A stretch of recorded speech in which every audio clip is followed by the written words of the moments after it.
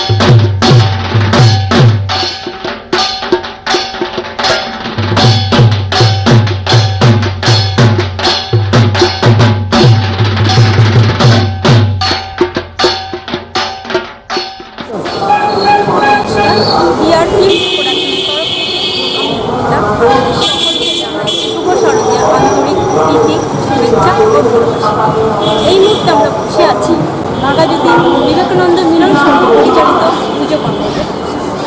আসুন আমরা জেনে নিই এই পুজো কমিটির একজন সদস্যের কাছ থেকে এই পুজো সম্পর্কে। নমস্কার, আমার নাম ধনঞ্জয় মন্ডল, পুজো কমিটির আমি সভাপতি। আমরা যে বিষয়টা নিয়ে এই ভাবনা চিন্তা করেছি সেটা হলো সবুজ কবচ রক্ষা করে ক্ষতবিক্ষত প্রশ্ন। আমাদের ভাবনায় গিরিশ ঘোষ, মানে আমরা এইটা কোভিড সিচুয়েশন চলছে, তার আগেই এই ভাবনাটা আমরা দেবদূত অনুষ্ঠানের সাথে বসে আমরা আলোচনায় বসি। তারপরে আমাদের সাথে মাননীয় গিরিশ ঘোষ মহাশয়ের সাথে আমাদের এইটা ভাবনা চিন্তার মধ্যে আমরা এটা করি।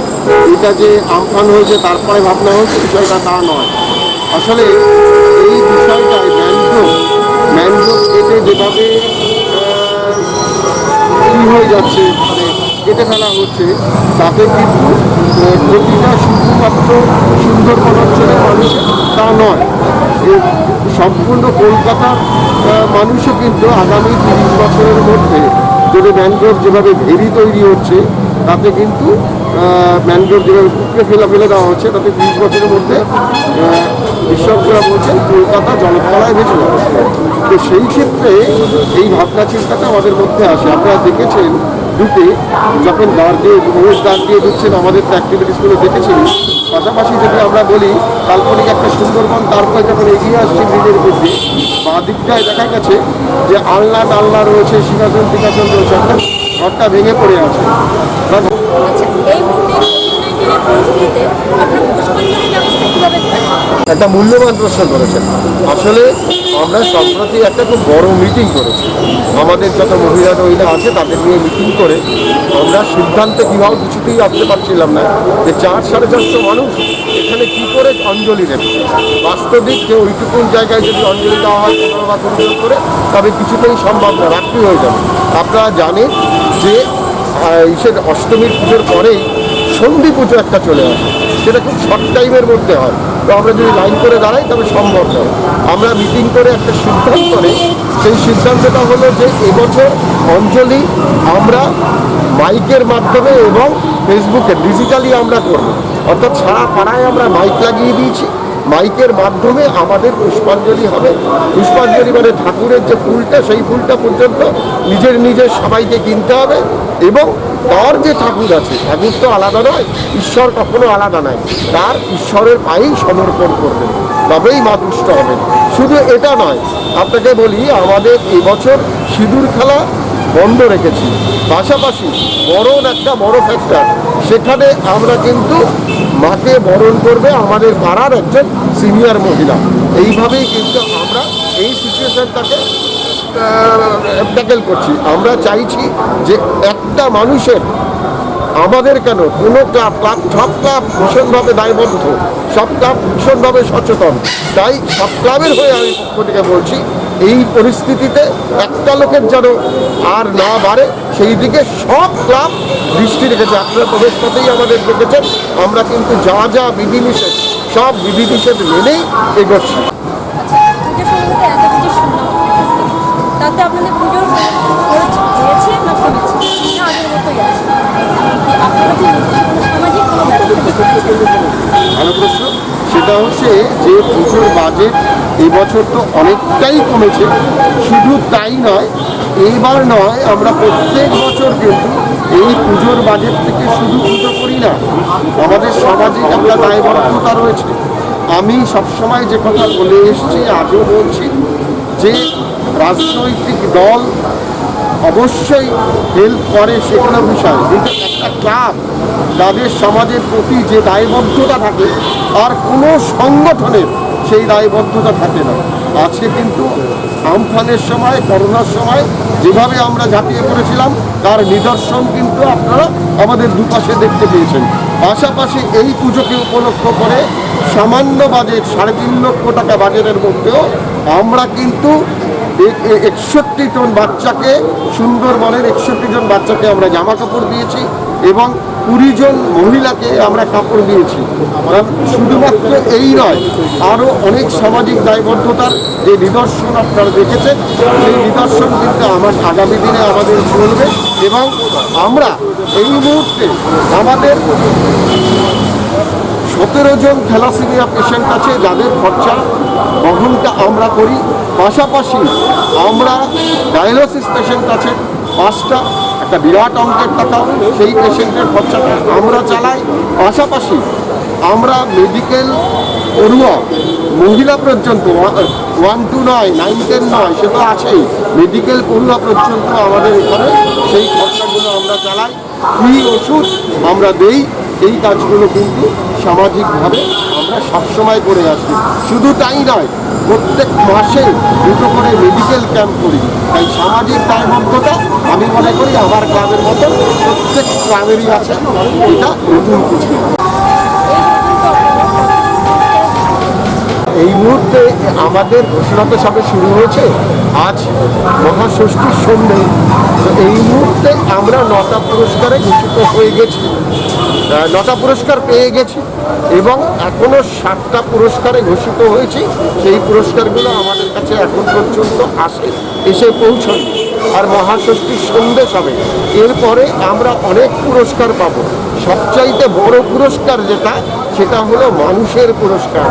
মানুষ যদি বেশি করে দেখে সে পুরস্কারের উপর পুরস্কার হয় না। কিন্তু ভীষণভাবে দুঃখিত, কিন্তু এই মহামান্য আদালতের বা কোর্টের যে রায়, সেই রোজে মান্যতা দিয়েই বলছি এবছর মানুষ সেইভাবে দেখতে বেরোচ্ছেন না, তার জন্য আমাদের ভীষণ খারাপ।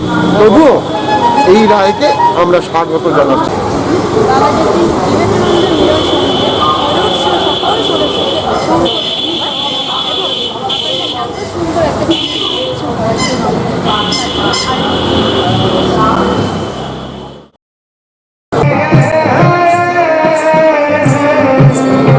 করার জন্য তোমার কথা মনে হইতে আসি নদীর জলে আমি গোকুলে। নমস্কার, বিআর ফিল্মস প্রোডাকশনের তরফ থেকে আমি অঙ্কিতা আপনাদের সকলকে জানাই শুভ শারদীয়া আন্তরিক প্রীতি, শুভেচ্ছা ও ভালোবাসা। এই মুহূর্তে আমরা দাঁড়িয়ে আছি বাঘাযতীন পিওসি ব্লক পরিচালিত পুজো মণ্ডপের সামনে। আসুন আমরা এক ঝলক এই পুজো মণ্ডপ সজ্জাটা দেখি। আর বন্ধু তোমার কথা মনে হইতে আসি নদীর জলে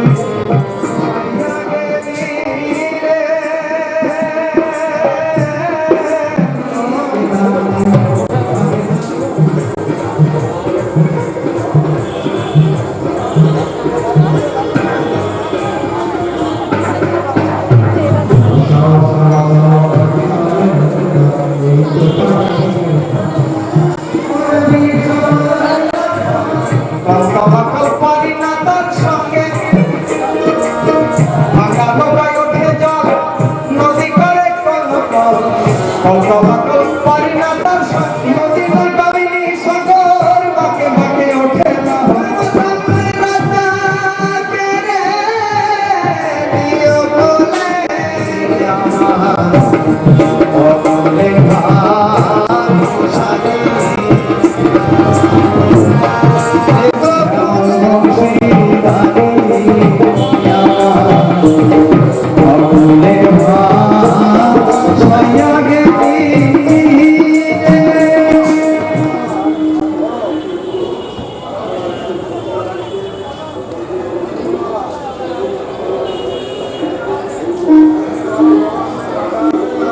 রঙে রাঙা তরি বাইতে আগে রাঙা তরি বাইতে আয়াম কাঁদে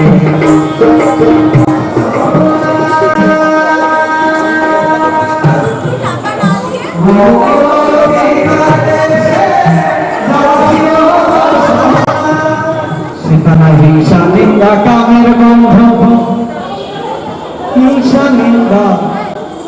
আমরা এই পুজো কমিটির একজন সদস্যের কাছ থেকে কিছু জেনে নেওয়ার চেষ্টা করি। আপনার নাম? আমার নাম সুবর্ণা ভট্টাচার্য, সেক্রেটারি। আমাদের এটা ৭০তম পুজো। এবারে পুজো আপনাদের থিমটা কি? আমাদের থিম বলতে এবারে হলো আমাদের থিম উৎসব নয়, প্রাণের পুজো।